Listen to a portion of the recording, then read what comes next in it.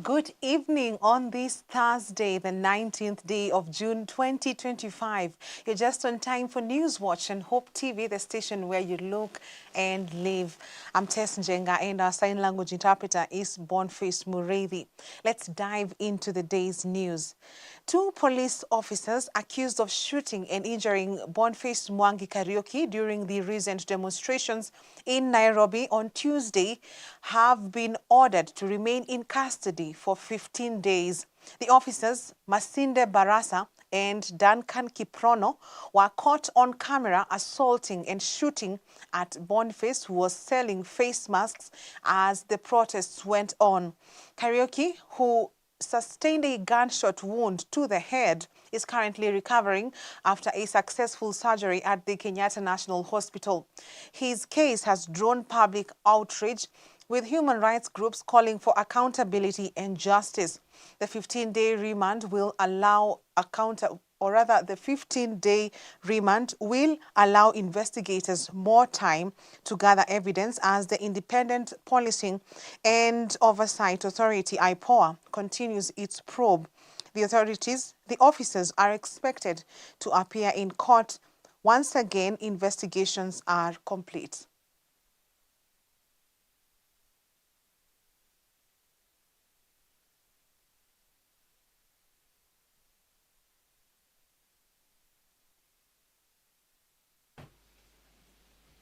We'll adopt a compromise by the applicant's team, and also since it has been considered by the respondent, so the two respondents will be remanded at Capitol Hill Police Station for the period of 15 days.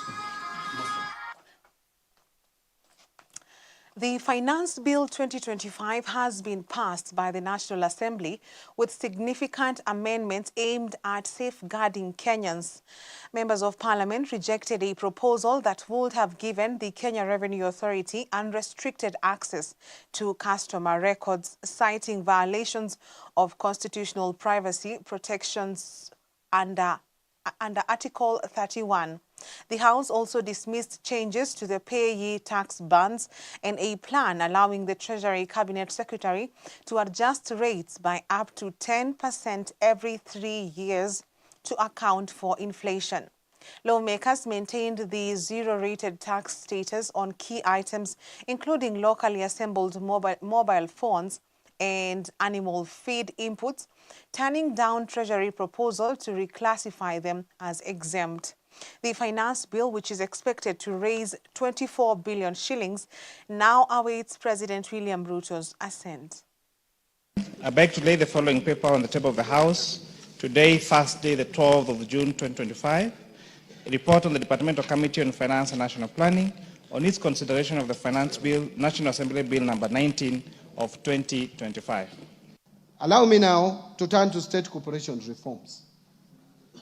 Mr. Speaker and honorable members, state corporations are a major source of fiscal risks to public finances due to management and operational inefficiencies.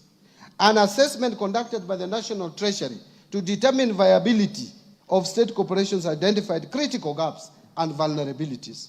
Mr. Speaker, to address the vulnerabilities, the Cabinet in January 2025 approved reforms to streamline state corporations and enhance governance and accountability of the corporations. The reforms target to address operational and financial inefficiencies, enhance service delivery, and reduce over-reliance on exchequer support by state corporations. The approved reforms include the following. First, merger of 42 state corporations into 20 entities to improve operational efficiency and eliminate redundancy, as some have duplicating and or overlapping mandates. Second, dissolution of 25 state corporations and their functions transferred back to their parent ministries or other state corporations. Third, restructuring 6 state corporations to align their mandates for improved performances. Fourth, declassification of 4 public funds back to the relevant ministries. And fifth, declassification of 13 professional bodies currently categorized as state corporations to private entities with no exchequer budget. President William Ruto has reaffirmed his commitment to transforming the country, urging members of the executive to stay focused on delivering the promises made to Kenyans. Speaking at the opening of the 3rd National Executive Retreat at the KCB Leadership Center in Kajiado County, the president emphasized that his focus is not on the next general election, but on driving meaningful change through the government's development agenda. The 2-day retreat is meant to assess progress on government deliverables so far. President Ruto also expressed satisfaction with the tough decisions his administration has taken to stabilize the economy, saying the measures are yielding positive results. However, he noted the need for faster action to fully realize the bottom-up economic transformation agenda.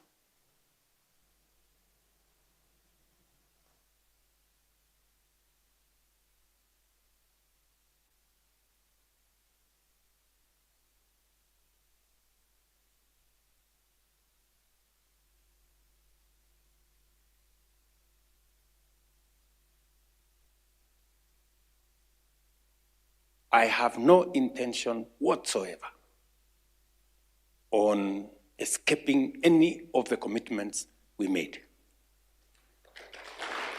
We intend to keep them because that is how we are going to transform Kenya. That's how we are going to transform this nation.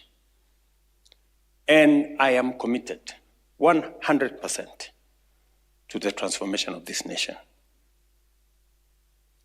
And I want to persuade you as my team, the Government of Kenya team, for us to know that there is no two ways about this. It has to be done because Kenya has to change. We have waited for far too long. We have prevaricated for far too long. We have postponed the things that we could do for far too long. The National Police Service is urging members of the public to come forward with any information following the fatal shooting of Police Constable Bernard Ithai in the Cravers area of Thika. Constable Ithai was killed while on duty allegedly by a border rider. Despite efforts to rush him to hospital, he succumbed to his injuries. Police spokesperson Mushiri Nyaga confirmed a manhunt is underway and officers are pursuing key leads with the help of the public.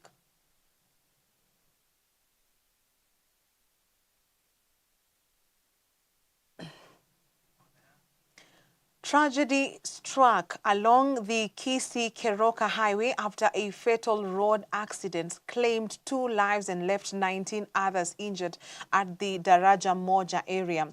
The crash involved 2 matatus heading to Kisii town.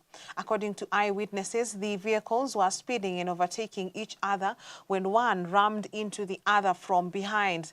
Both vehicles lost control, overturned and landed in a ditch. Confirming the incident, Kisii Central Sub-County Police Commander Musa Imamai said the matatus were en route to Kisii at the time of the crash.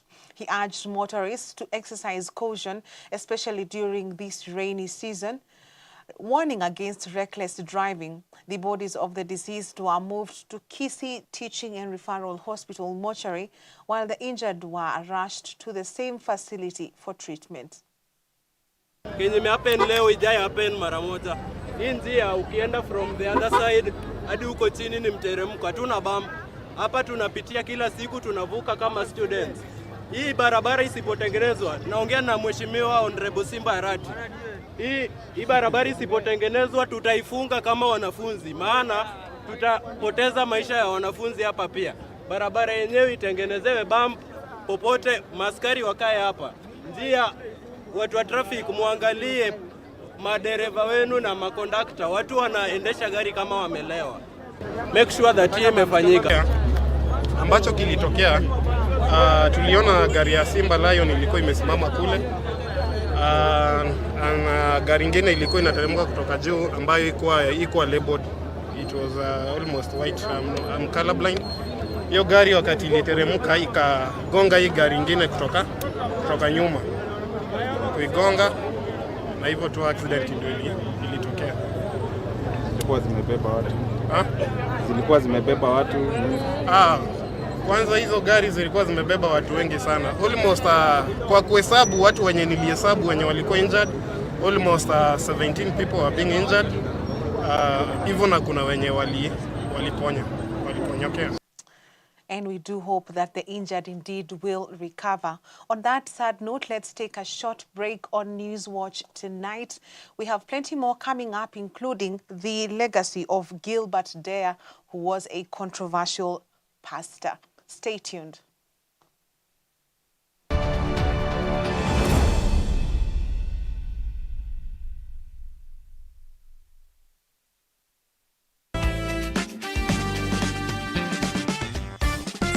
One thing I've learned about leadership, just generally in leadership, the leader is not the smartest person in the room. All right? He's not always the smartest person. When you're a leader, your strength is in the ability to be able to harness the gifts around you. It's the same thing in the family. All right? Like I said, your wife is a very smart person. So you don't shut her down. No. All right? But you allow her to, you pick those ideas, you discuss them, and one of you, you make them your own. Definitely. It's like even in any organization, as the CEO, for example, you're not necessarily the smartest person in that organization. No. But you get around yourself people who are smart, people who are good in what they do, and then you take all those ideas and then you lead. And guess who takes credit at the end of the day? You take the credit at the end of the leader. Because you're the leader. You're the leader. Isn't it? Yeah. You know. So that's what leadership is all about. So being able to also just harness all those gifts that God has given you through your wife and one of you, but being able to chart the way forward.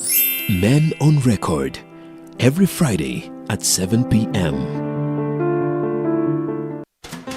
Are you in business or agribusiness? Then this is your moment. This June from the 26th to the 28th, Sitem Karen will host the 6th CBF Global Conference and Expo, Africa's premier kingdom business gathering, themed the Eden Mandate. The conference brings together voices shaping faith and enterprise. Hear from keynote speakers like Nick Bridge, a business theologian from the United States, Alan Kilavuka, CEO of Kenya Airways, Bishop Robert Bemba, an agribusiness pioneer from Liberia, and Betty Kibera, director at the Rockefeller Foundation. Come learn, connect, and grow. Get your tickets for just 2,000 shillings. Visit cbf.sitem.org to register or WhatsApp 0718-229-390 for details. The Eden Mandate. It's time to tend, keep, and thrive.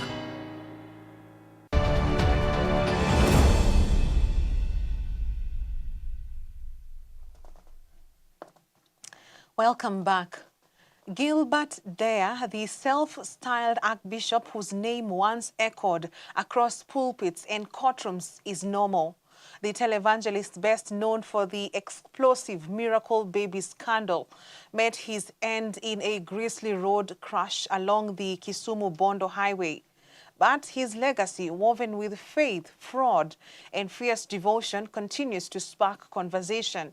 Tonight, we unravel the rise, the fall, and the mystique that was Gilbert Deya, from packed sermons in London to prison cells in Nairobi. A preacher to some, a fraud to others. Gilbert Deya's story remains one of Kenya's most sensational religious sagas. As preparations begin for his burial in Bondo, the debate over his true legacy continues. Our reporter Vivian Kerubo takes a look at the life and times of Bishop Gilbert Juma Deya. He was a man whose name stirred headlines, hope, and outrage in equal measure. Gilbert Juma Deya, the self-declared archbishop behind the infamous Miracle Babies saga, is dead. Deya perished in a tragic road accident along the Kisumu-Bondo Road on June 17, 2025. Born on February 2, 1937, in Juja, Kiambu County, Deya rose from a humble background to global notoriety. The 11th of 15 children, he spent his life years working odd jobs in Uganda before finding his calling as a preacher. In 1976, he founded the Salvation of Jesus Christ Church and later established Gilbert Deya Ministries in the UK. His ministry promised divine healing, miraculous pregnancies, and a path of salvation. The message captivated thousands, especially among the African diaspora in the UK. But behind the pulpit, scandal brewed. Between 1999 and 2004, Deya claimed he could help infertile women conceive through prayer, but investigation revealed the miracle babies were stolen from hospitals in Kenya, including Pumwani and Kenyatta. Gilbert Deya was arrested in London in 2006 and extradited to Kenya in 2017, where he served time at Committee Maximum Prison before being acquitted in 2023 due to lack of evidence. The case took a dramatic turn when his former associate, Reverend Rosa Tieno, publicly confessed that the so-called miracle babies were part of a fabricated scheme to deceive desperate followers. Beyond the child trafficking allegations, Deya was also accused of peddling fake miracle products, most notoriously selling ordinary olive oil as a divine cure for cancer and HIV, leading to multiple investigations by the UK media regulators and charity watchdogs. Despite the legal battles, Deya remained defiant, often defending his ministry and denying any wrongdoing. Still to some, he was a man of God, a spiritual father who brought hope, however controversial. Gilbert Deya's life came to a sudden end, but his legacy of faith, scandal, and unanswered questions will be debated for years to come. From televangelist to convicted conspirator and finally a free man, Deya's story is a sobering reminder of the thin line between religious power and public trust. Vivian Kerubo, Newswatch. Much appreciated, Vivian Kerubo. Moving on, as the world observes Sickle Cell Day, stigma and lack of awareness top the list as factors hindering the fight against the disease in Western Kenya. Harriet Nasambu, a 25-year-old woman from Bungoma County, is now championing awareness after years of living with the condition in silence. Nasambu, who has faced rejection and isolation, says many in her community still believe sickle cell patients do not live past 18 years of age. She is now calling for more education and support. Bungoma County Referral Hospital pediatrician Dr. Dickens Lubanga says over 1,500 people in the county have tested positive for sickle cell traits, but access to care is now under threat due to recent changes in the National Health Insurance System, which only covers inpatient treatments under SHA. While marking World Sickle Cell Day, Nasambu is urging the government to lower treatment costs, saying most patients cannot afford essential care. Failure. And so, at least right now, we have data that can help us to decide on which other interventions that you want to do as far as sickle cell anemia is concerned, because previously we did not have numbers. So we are having so many patients. Most of the patients were stigmatized. We did not have the confirmatory laboratory test that is now available at Bungoma County Referral Hospital. And so it was difficult for us. So most of the time we are sending all our samples to Eldoret before we could have a diagnosis. But we thank the county government because right now we are able to do the test at Bungoma County Referral Hospital, and the cost has been really subsidized to only 1,500 shillings for us to know our status. Remember, this is important because as part of our duty to reduce the occurrence of sickle cell, this is important even for those who are getting married or for those who are planning to have spouses, because they can know their status so that we are able to eliminate this disease called sickle cell within the community. Because it's a very simple disease to eliminate, just like the way people screen for HIV, before getting married, it is something that you also encourage across the population, because when these children are born, actually, they have a lot of challenges. The parents also have a lot of challenges.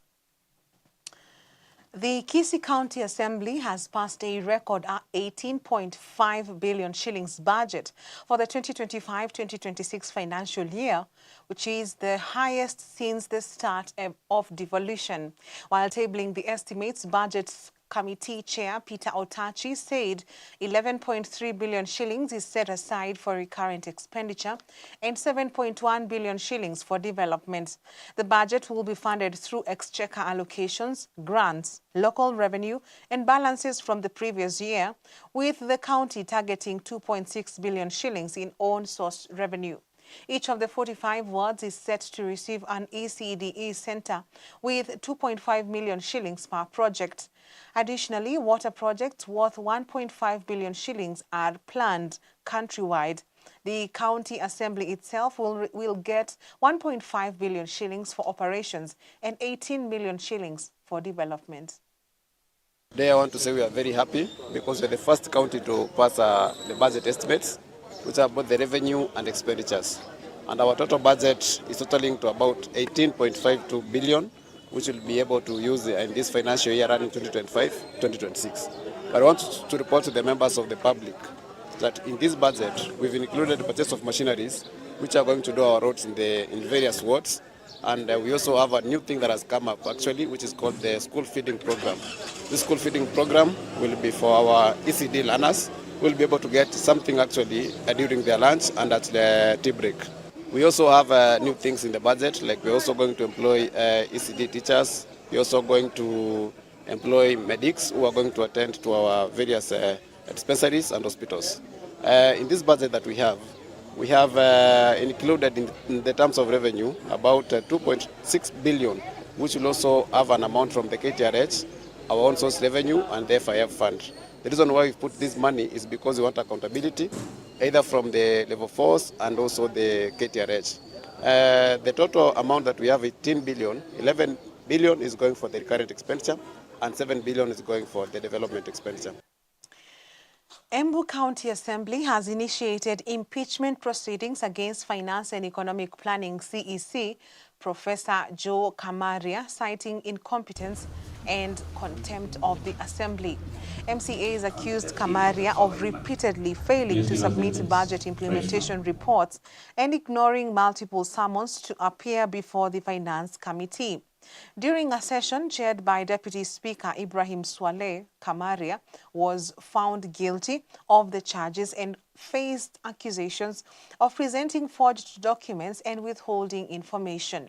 Despite apologizing and taking responsibility for administrative lapses, MCAs dismissed his defense as insincere and recommended his removal under the County Government Act and County Assembly's Powers and Privileges Act. If this county fails, one, it is because of finance business.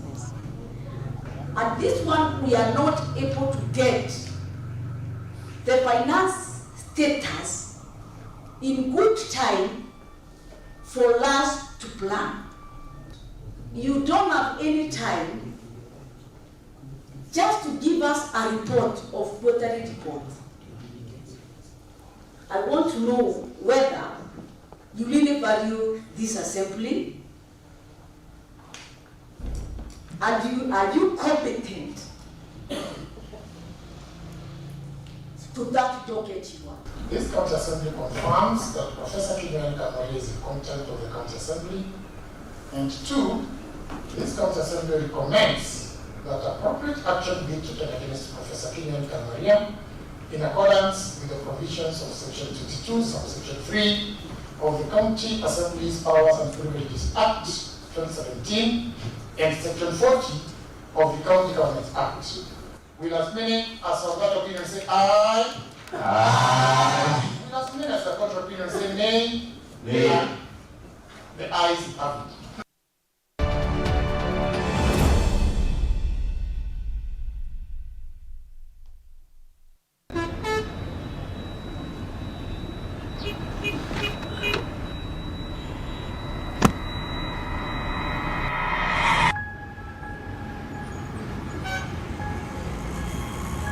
Rafiki soul is a promise of a hand that reaches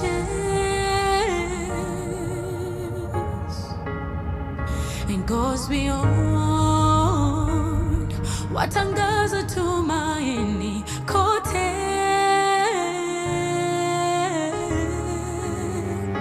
I'm forever grateful. Nina shukuru ukarimu, ukarimu. I'm forever grateful. Nina shukuru ukarimu, ukarimu.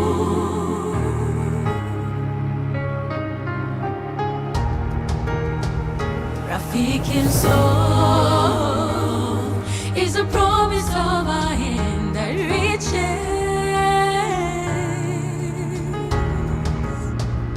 and goes beyond what angaza tumaini kote.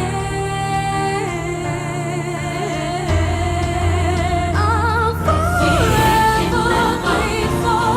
Ninashukuru ukarimu, ukarimu. I'm forever grateful. Ninashukuru ukarimu, ukarimu. Rafiki msoul.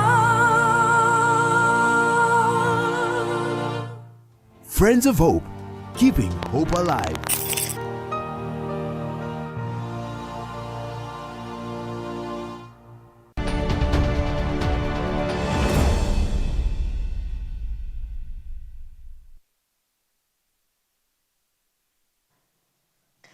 Welcome back. Now in business, a total of 600 youth from 19 vocational training centers in Homa Bay County have graduated with grade 3 certification under the Tujiajiri program, a KCB Foundation program initiative in partnership with the Homa Bay County government and the National Industrial Training Authority, NITA, backed by a 24 million shillings investment. The program equips youth with technical skills, 9 months of classroom training, a 3-month industrial attachment and business development support. Among the graduates, 164 top performers received starter toolkits to aid in launching their own businesses. KCB Foundation Director Mendi Njonjo has emphasized the role of youth and MSMEs in driving sustainable employment and economic growth. Since its inception, the Tujiajiri program has trained over 35,000 youth and supported the creation of more than 150,000 jobs across Kenya. Your Excellency, I also want to say that for the graduates who are here with us today, we have noticed and we have appreciated that at least 540 graduates have managed to successfully complete. To the graduates, I want to speak to you and to the parents. To the graduates, this is your day. Celebrate. Celebrate. This is your day. This is not an easy milestone. If I remember very well, we started with a cohort of 600 young people. We have lost close to 50 who did not manage to be with us here today. Your Excellency, through your executive team, I also want to say that we are not leaving anyone behind. Even those who didn't manage, Your Excellency, we will still continue giving them the opportunity to complete. So as KCB Foundation, we want to walk the journey with these young people.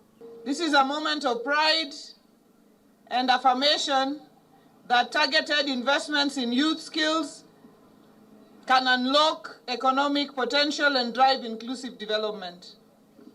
The Fundi Mangula Scholarship was established with a clear purpose: to equip our youth with practical skills for self-reliance and enterprise. This program is not about producing job seekers. It is about nurturing a new generation of job creators skilled professionals who can support themselves, uplift others, and build our county's economic base. Today we reflect the full name of our Department of Education, Vocational Training, and Human Capital Development. With over 80% of our population comprising young people and less than 1% engaged in formal employment, the challenge was urgent. We needed a bold and sustainable intervention. Geno Wafundi Mangula, in partnership with KCB to Jiajiri, was our answer. It is grounded in the belief that young people, equipped with relevant skills, can drive innovation, power local industries, and support the county's economic transformation. The Aga Khan University Hospital, Nairobi, has opened its 54th medical center along Raptor Road in Westlands. The Raptor Medical Center provides a comprehensive range of general and specialist services as well as wellness programs. Speaking during the launch, Minet Kenya CEO and chief guest at the launch, Sami Mudhui, lauded the hospital for its efforts in increasing access to quality care. It is an extension, like Jyoti said, of our principles of ICRA, impact, quality, relevance, and access. When we talk about access, these medical centers that we open, and we open once every 3 months, we open one more center, is so that we can provide access to the communities. Not everyone can or everyone should come to the main campus in Parklands. If we can take the care closer to the patients, then we are providing access to the communities whom we seek to serve. And we are very deliberate about two things when we open an outreach center. One is that we try to keep the cost of care lower as compared to the main campus. And second is that we ensure that the quality is extremely high. The Aga Khan University Hospital spends annually 1.5 billion shillings on university programs. Because when we talk about healthcare, it's very episodic. A patient who is sick comes to the clinic, comes to the hospital, gets treated, and then go home. And the end of the chapter, end of the episode. But when we are training the doctors, when we are training the nurses, then we are making a sustainable impact in the economy.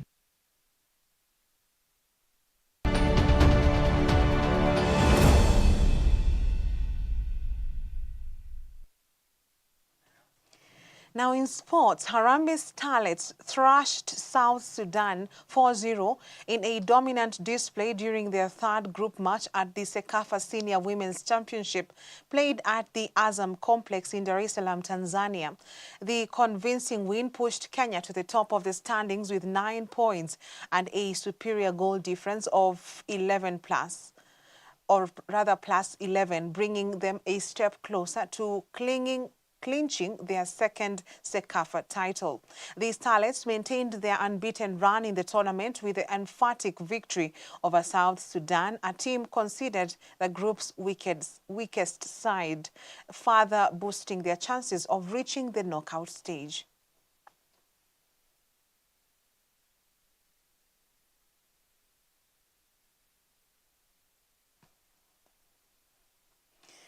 In the heart of Nairobi's Kibera slums, where life presents daily hurdles, a group of determined young fighters are stepping into the ring, not just to win titles, but to punch their way towards hope, purpose, and transformation. Led by the passionate coach Patrick Safari, the Kibera Trinity boxing team is more than just a club, it's a lifeline. Caleb Mwati has a story. In the heart of Kibera, where challenges are part of everyday life, a group of young warriors are fighting for a brighter future, a sense of purpose, and a way out of cycle of poverty and crime. The Kibera Trinity boxing team, a passionate group led by dedicated coach Patrick Safari, and for him, boxing is more than a sport. It is a life-changing opportunity for the youth of Kibera. Hapo mostly kuna wale kama seniors wanaingia hapa na mentality ya defense. Lakini with the time wana learn hii sport si about defense, it's beyond. Wanaweza hata living through hii boxing so far. Kuna wale wameingia national team, kuna wale bado wamepata makazi kwa forces. These young fighters come from all walks of life, bound by one shared goal, to rise above the odds, and in this small gym, they find hope and a chance to dream big. We normally educate the young ones on resilience skills, naelimishana na pia mambo na discipline na venye wanajimudu kimaisha yao.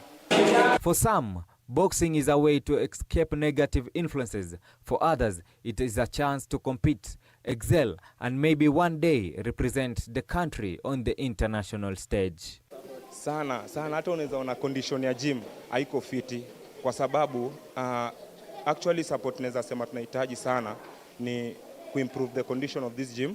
Hatuna equipments, yeah, so unapata zoezi yetu iko limited. Kama ni mambo na kujenga misuli, kuongeza power, tunajipata lazima tuende tuombe chance pali kwingine ama tulipe pesa ili tukubaliwe kulift hizo weights.